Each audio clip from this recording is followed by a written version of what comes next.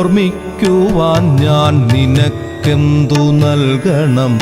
ഓർമ്മിക്കണം എന്ന വാക്കുമാത്രം.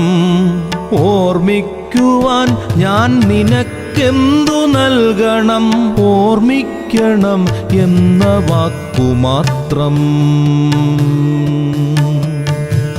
എന്നെങ്കിലും വീണ്ടും എവിടെ വച്ചെങ്കിലും കണ്ടുമുട്ടാമെന്ന വാക്കുമാത്രം. നാളെ പ്രതീക്ഷതൻ കുങ്കുമപ്പൂവായി നാം കടം കൊള്ളുന്നതിത്രമാത്രം.